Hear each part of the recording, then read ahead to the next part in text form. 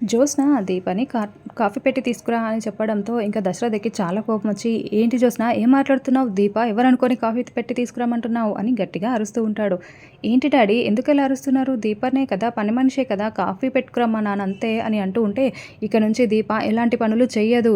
దీప ఎవరనుకుంటున్నావు అని అంటూ ఉంటే, ఏంటి డాడీ దీప ఎవరు ఏంటి అని జ్యోత్స్న నిలదీస్తూ ఉంటే, దీప కడుపుతో ఉంది, కడుపుతో ఉన్న వాళ్ళు ఇలాంటి పనులు చేయకూడదు, అసలు తను ఏ పని చెయ్యదు, నీకు కాఫీ అంతగా కావాలనుకుంటే నువ్వే వెళ్ళి పెట్టుకో అని అరుస్తూ ఉంటాడు పారిజాతం జ్యోత్స్నని చూస్తూ. మీ కాఫీ మీరే పెట్టుకొని తెచ్చుకోండి, దీపక్ ఇంకోసారి పని చెప్పొద్దు అని అరుస్తూ ఉంటే, నేను ఎప్పుడైనా కిచెన్లోకి వెళ్ళానా డాడీ అని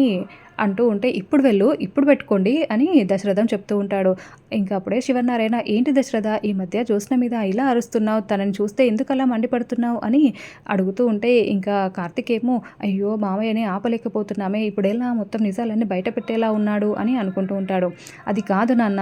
జ్యోత్స్న ఇక్కడ ఉండే అమ్మాయి అయితే కాదు కదా, ఇవాళ రేపో పెళ్లి చేసుకొని తన అత్తారింటికి వెళ్ళిపోతుంది, తనకి కాఫీ పెట్టడం కూడా రాకపోతే అత్తారింట్లో ఎంత ఇబ్బంది పడుతుంది, వాళ్ళ అత్తయ్యో మామయ్యో ఎప్పుడైనా కాఫీ పెట్టుకురా అమ్మ అంటే, నాకు కాఫీ పెట్టడం రాదు అంటే ఎంత ఘోరంగా ఉంటుంది, తను కొన్ని కొన్ని పనులైనా నేర్చుకోవాలి కదా, ఇప్పటికి కూడా నేర్చుకోకుండా ఇలా ఒకరి మీద ఆధారపడి ఉంటే ఎలా కుదురుతుంది నాన్న అని అంటూ ఉంటే, అది కూడా నిజమే అని అంటూ ఉంటే, అందుకే ఎలా చెప్పాను, నీ కాఫీ నువ్వే వెళ్ళి పెట్టుకో, ఇంకోసారి దీపకి మాత్రం ఎలాంటి పనులు చెప్పొద్దు అని కరాఖండిగా చెప్పేసి దశరథం అక్కడి నుంచి వెళ్ళిపోతాడు.